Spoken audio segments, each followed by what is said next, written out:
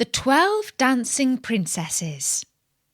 Hello, this is Natasha, and I'm dropping by with a very special fairy tale about not one, but 12 dancing princesses. Now, Prince Bertie the Frog, who knows an awful lot about stories, tells me that there are several versions of this tale. One is by the Brothers Grimm, but this is a different one. This is the French version, and it's even more exciting and romantic. Once upon a time there lived, in a village in the mountains, a little cowherd without either father or mother. His real name was Michael, but he was always called the Stargazer, because when he drove his cows over the fields, he went along with his head in the air, gaping at the sky. As he had white skin, blue eyes, and hair that curled all over his head, the village girls used to cry after him, "Well, Stargazer, what are you doing?"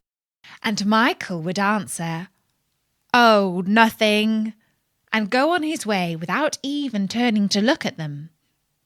The fact was, he thought them very ugly, with their sunburnt necks, their great red hands, their coarse petticoats, and their wooden shoes.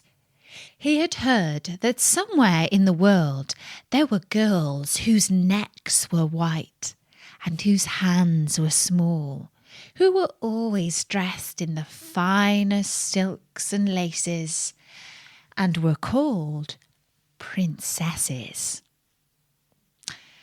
At night, he and his friends sat around the fire, looking into the flames and imagining their future lives. His friends had very ordinary fancies, but he dreamed that one day he would marry a princess. One morning, about the middle of August, just at midday when the sun was hottest, Michael ate his dinner of a piece of dry bread and went to sleep under an oak tree. And while he slept, he dreamt of a beautiful lady dressed in a robe of gold, who said to him, "Go to the castle of Belle-Isle, and there you shall marry a princess."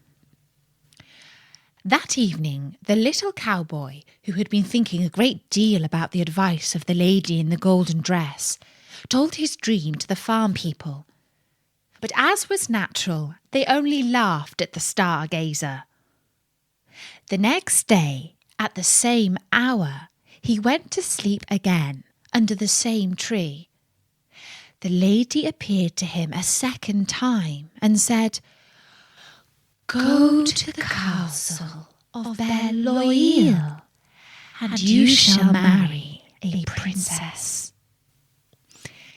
In the evening, Michael told his friends that he had dreamt the same dream again, but they only laughed at him more than before.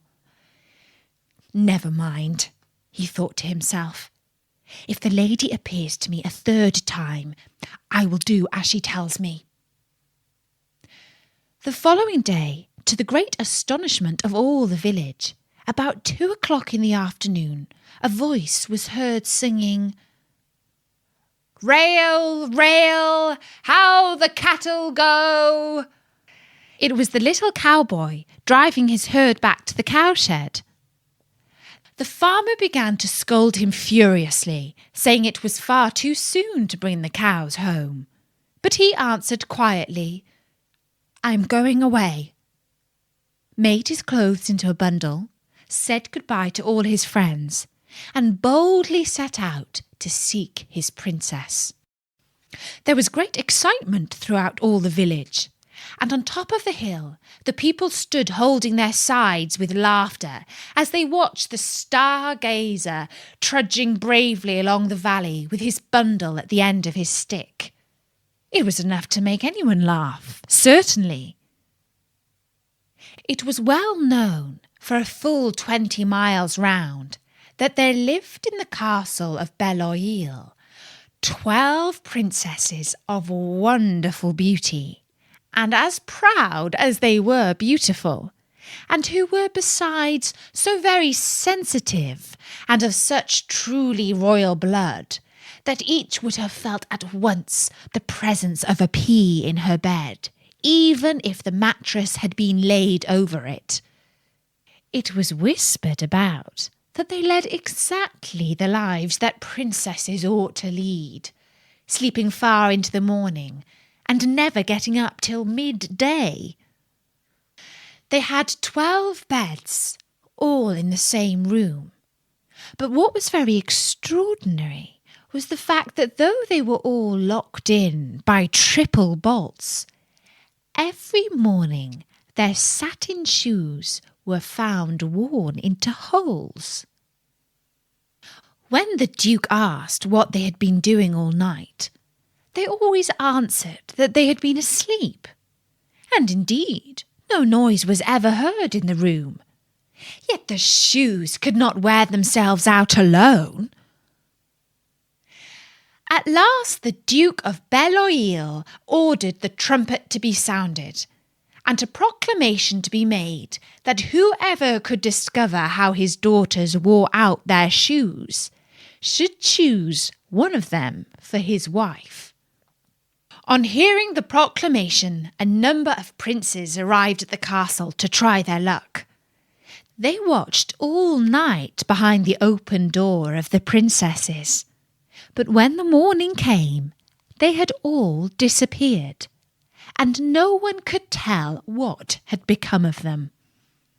When he reached the castle at last, Michael went straight to the gardener and asked him for a job in the garden. And though the Stargazer did not look very sturdy, the gardener agreed to take him on, as he thought that his pretty face and golden curls would please the princess. The gardener told Michael that when the princesses got up, he was to present each one with a bouquet, and Michael thought that if he had nothing more unpleasant to do than that, he should get on very well. And so he placed himself behind the door of the princess's room, with the 12 bouquets in a basket. When they arose, he gave one to each of the sisters. And so he placed himself behind the door of the princess's room, with the 12 bouquets in a basket. When they arose, he gave one to each of the sisters. The princesses took the flowers without even deigning to look at the lad, except Lena, the youngest, who fixed her large black eyes as soft as velvet on him, and exclaimed, "Ah, how pretty he is, our new flower boy!" The rest all burst out laughing, and the eldest pointed out that a princess ought never to lower herself by looking at a garden boy. Now the beautiful eyes of the Princess Lena inspired Michael with a passionate longing to try his fate, and see if he could discover the secret of satin shoes that were worn out every night. This was his only chance to win her hand in marriage. However, he did not dare to come forward, being afraid that he should only be jeered at or even turned away from the castle on account of his impudence. And so he loved the Princess Lena and her dark eyes without saying a word to anybody. Then the Stargazer had another dream. The lady in the golden dress appeared to him once more, holding in one hand 2 young trees, a cherry laurel and a rose laurel, and in the other hand a little golden rake, a little golden bucket, and a silken towel. She spoke to him as follows. "Plant these 2 laurels in 2 large pots. Rake them over with the rake. Water them with the bucket, and wipe them with the towel. When they have grown as tall as a girl of 15, say to each of them, "My beautiful laurel, with the golden rake, I have raked you. With the golden bucket, I have watered you. With the silk towel, I have wiped you." Then after that, ask anything you choose, and the laurels will give it to you. Michael thanked the lady in the golden dress, and when he woke, he found the 2 laurel bushes beside him. So he carefully obeyed the orders he had been given by the lady. The trees grew very fast, and when they were as tall as a girl of 15, he said to the cherry laurel, "My lovely cherry laurel, with the golden rake, I have raked thee.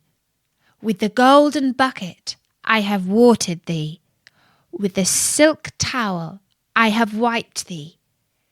Teach me how to become invisible." Then there instantly appeared on the laurel a pretty white flower, which Michael gathered and stuck into his buttonhole. As soon as he had done so, he saw his hands and arms disappear, and then his entire body, and soon he was completely invisible. That evening, when the princesses went upstairs to bed, he followed them barefoot, so that he might make no noise, and hid himself under one of the 12 beds, so as not to take up too much room. The princesses began at once to open their wardrobes and boxes. They took out of them the most magnificent dresses, which they put on before their mirrors, and when they had finished, turned themselves all round to admire their appearances. Michael could see nothing from his hiding place, but he could hear everything, and he listened to the princesses laughing and jumping with pleasure. At last the eldest said, "Be quick, my sisters, our partners will be impatient." At the end of an hour, when the Stargazer heard no more noises, he peeped out and saw the 12 sisters in splendid garments, with their satin shoes on their feet, and in their hands the bouquets he had brought them. "Are you ready?" asked the eldest. "Yes," replied the other 11 in chorus, and they took their places one by one behind her. Then the eldest princess clapped her hands 3 times, and a trap door opened. All the princesses disappeared down a secret staircase, and Michael hastily followed them. As he was following on the steps of the Princess Lena, he carelessly trod on her dress. "There's somebody behind me," cried the princess. "They are holding my dress." "You foolish thing," said her eldest sister. "You are always afraid of something. It is only a nail which caught you." They went down, down, down, till at last they came to a passage with a door at one end, which was only fastened with a latch.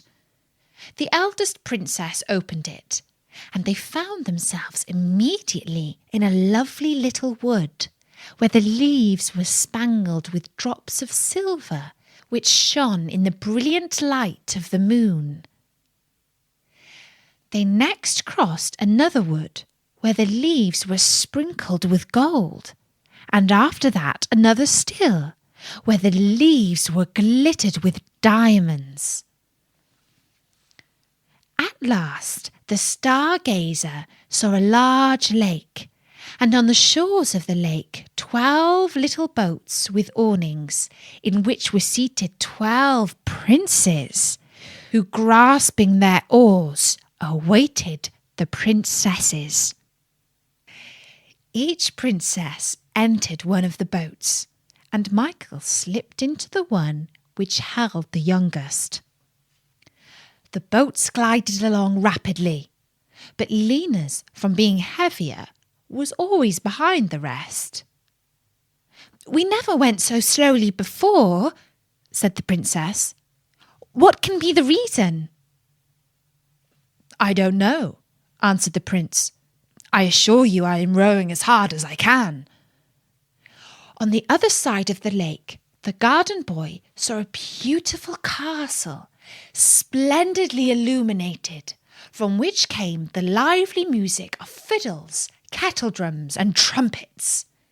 In a moment they touched land, and the company jumped out of the boats, and the princes, after having securely fastened their boats, gave their arms to the princesses and led them to the castle.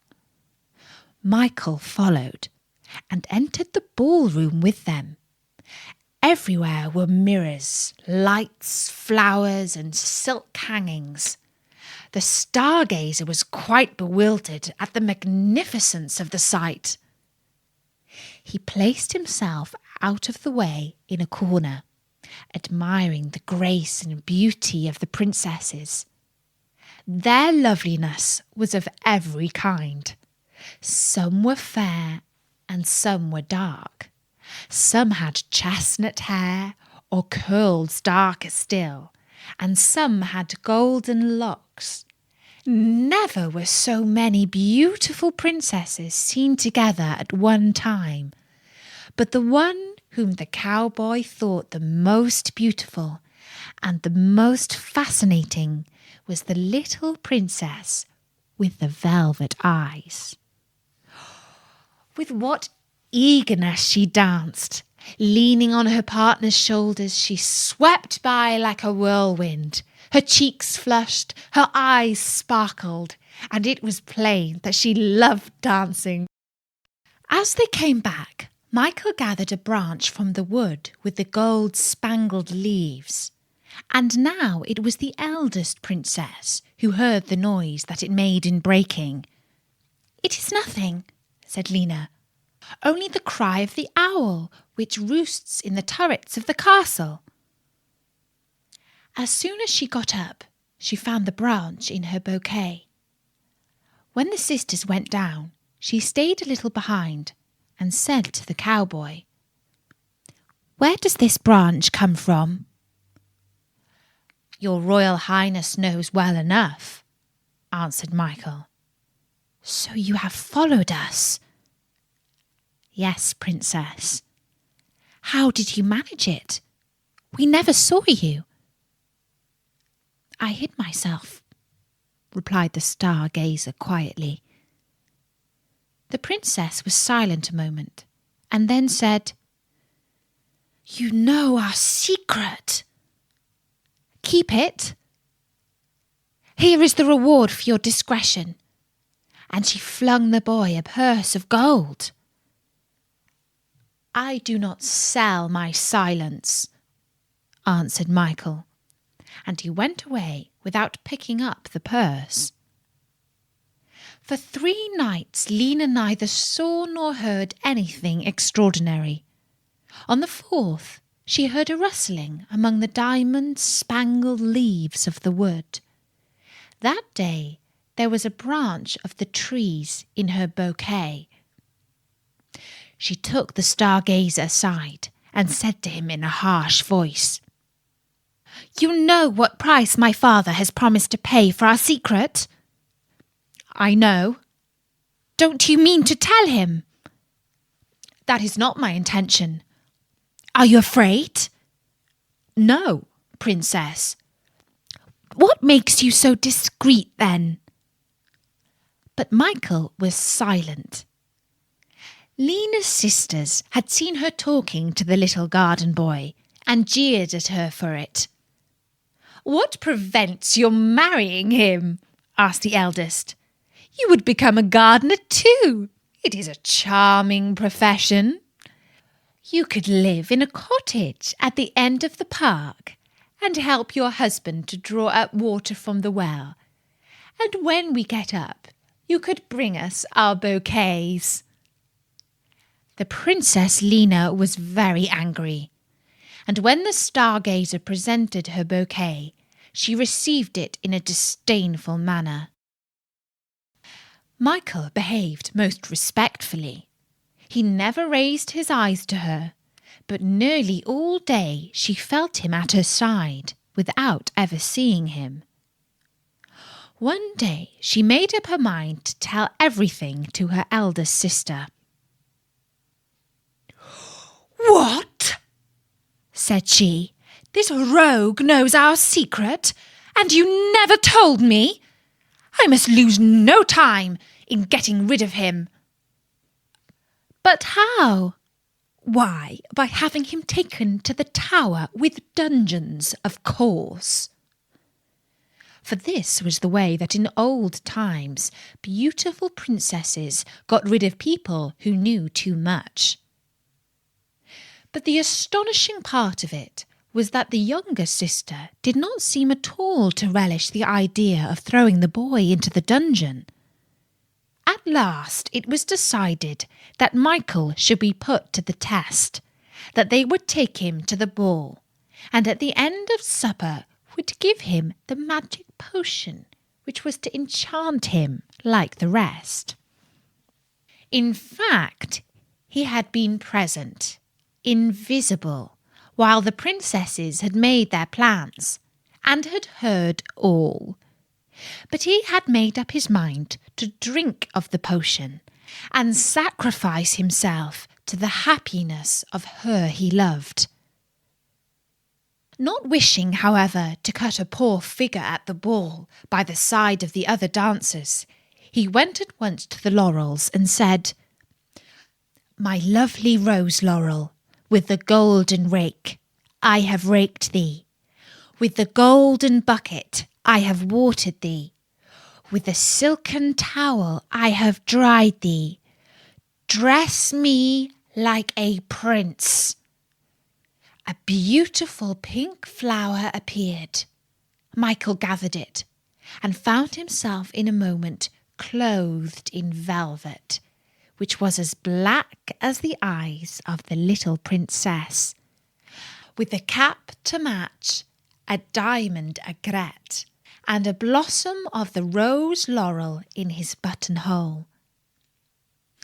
This time he did not cross in Lena's boat. He gave his arm to the eldest sister, danced with each in turn, and was so graceful that everyone was delighted with him. At last the time came for him to dance with the little princess. She found him the best partner in the world, but he did not dare to speak a single word to her. When he was taking her back to her palace, she said to him in a mocking voice, "Here you are at the summit of your wishes. You are being treated like a prince." "Don't be afraid," replied the Stargazer gently. "You shall never be a gardener's wife." The little princess stared at him with a frightened face, and he left her without waiting for an answer. At last the eldest sister made a sign, and one of the page boys brought in a large golden cup. "The enchanted castle has no more secrets for you," she said to the Stargazer. "Let us drink to your triumph." He cast a lingering glance at the little princess, and without hesitation lifted the cup. "Don't drink!" suddenly cried out the little princess. "I would rather marry a gardener!" And she burst into tears.